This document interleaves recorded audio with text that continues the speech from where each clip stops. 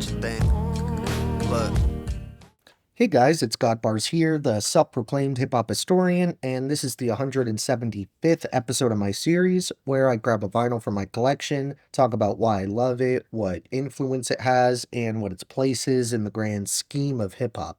So this probably would have been the most underground act in this group, if not for the fact that I have a pretty underrated duo of lyrical monsters coming up in another few uploads, and those guys come from the other side of the country.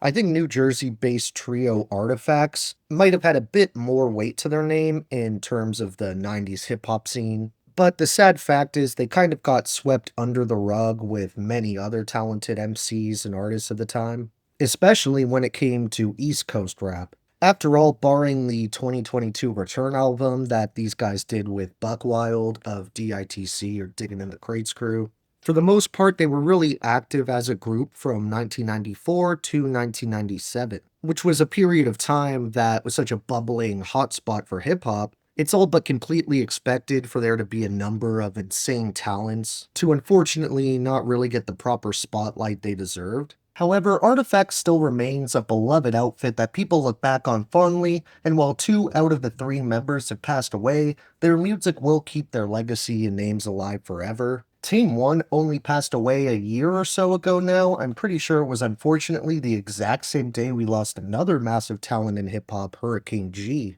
It wasn't too long before that when we lost Artifact's resident DJ and a pioneer of that medium, DJ Chaos. But luckily, we still have remaining member El DeSensei with us for the time being, knock on wood. L is arguably just as dope on the mic as Tame 1, but I think the reason Tame slightly edges him out as my favorite member is probably because I was already previously familiar with him due to his ventures with other crews and MCs. For example, one of the projects I became aware of not long before I first got into Artifacts that I've also been looking for on vinyl for a long time was a different duo that Tame 1 took place in, which was with Cage, called Leak Bros. I'm pretty sure they only dropped one LP, that being 2004's Waterworld, but fortunately that collaboration is nowhere near the only time those two underground titans shared a track, considering both were essential members of the wider collective Weathermen.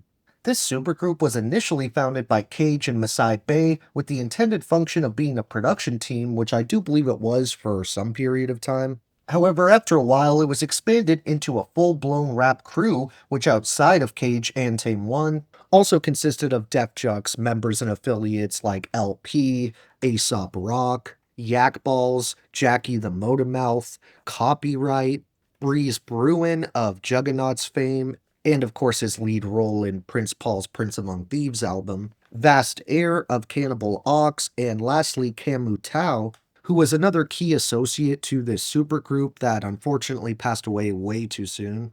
And I believe that's actually the inspiration behind the Aesop Rock song Get Out of the Car off his Impossible Kid LP, which I only bring up as it's my single favorite song that dude has to his name. And it's a pretty deep and heart-wrenching listen. However, as much of a shame as it is, for one reason or another, the Weathermen never actually released their debut album, which was planned at some point to my knowledge. They do have a mixtape out though, 2003's The Conspiracy, which I would definitely recommend checking out if you're a Def Jux or Raucous Records fan. But back to the contributions Tame 1 made to Artifacts, I'm sure I'll get an amount of people questioning my choice of this sophomore album over their equally classic debut release 1994's Between a Rock and a Hard Place.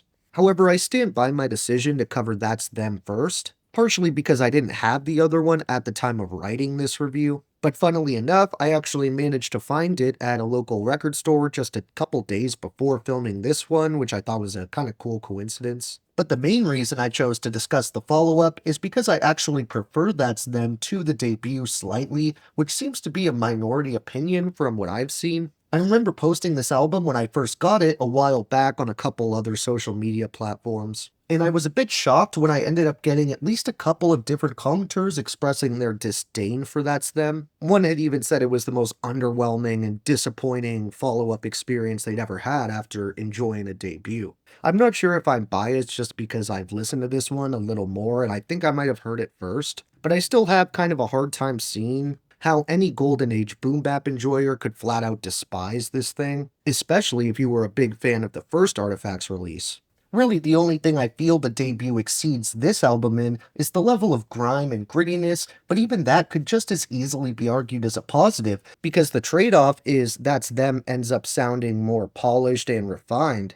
It may have only been 3 years in between these two classics, but there was so much progression made in that time with the game in general, that they easily could have ended up falling behind like many popular acts of the early 90s did, but instead they practiced and improved, so when they came back in 1997 with an even longer and denser listen, they were able to match and at times even exceed the debut's insane production. The instrumentals on here are front to back flames. Even the little intro beat that doesn't even crack a minute and features no actual verses. It has such an addictive sample, and somehow ends up becoming one of my favorite loops on the entire thing. But the production is so constantly on point, as is all the drum programming and scratching, which is highlighted especially on the intro, which is fittingly titled The Art of Scratch. I want to prove my claim about the high quality of rhymes on here, so I wanted to share a couple of verses, starting with one from Tame, where he says, "Test me, the best be, checking for my recipes, mess with me, and I'll be draining all your fucking energy. Galactic tactics match wits,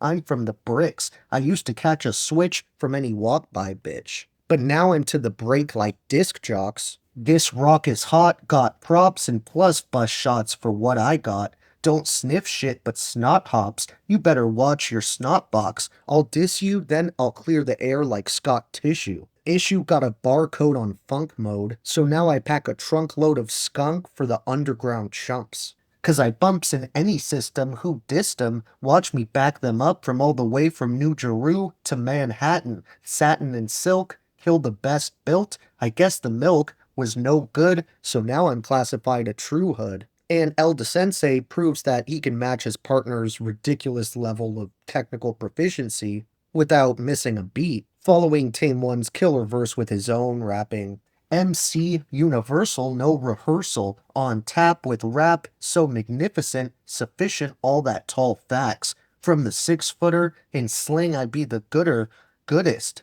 best put to rest acts that's less, sub-regular Rexter prefers tracks to measure, size up, MCs that need to wise up, fucking they lives up, urban survivalist. Live with this closed-style tribalist that gets all up in your shit. For all reasons, number one, you're sleeping, speaking, like a deacon, catch the drops, my props leaking. Seeking on the deep end, sinking while I'm thinking of ways to slay my competition without blinking. The ink's on the sheet with rhymes that are unique, complete batter, astounding beats, yo, it don't matter. The stellar instrumentals on this thing are actually handled by Tame One himself, as well as Reef, Sean J. Period, Baby Paul, Mr. Walt, VIC, Gruff Rhino, Showbiz of Showbiz and AG, and Lord Finesse, who actually doubles as one of the 2 guest appearances on here, with the other being Lord Jamar of Brand Nubian. Both of these lords actually show up on the same track, forming the awesome Posse Cut collaboration of mics. That's definitely one of my 3 favorite tracks on here, and the other 2 would have to include To Ya Chest and The Ultimate, though it was definitely a close call as every song on here is so dope. Of course, I had to skip a few tracks, which leaves my remaining honorable mentions as Art of Facts, 31 Bum Rush, Ingredients to Time Travel, The Interview, Where Yo Skills At, Break It Down, Who's This, and the Ultimate Showbiz Remix. Thank you for watching my 175th video. Next time we're actually returning to the South to discuss one of those big holy grails I've been referencing throughout the set. So look out for that one, and if you enjoyed, be sure to like, subscribe, and let me know what your favorite songs off this beacon for lyrical boom bap are. Don't forget to have a great day, and I'll see you next time, okay? All right.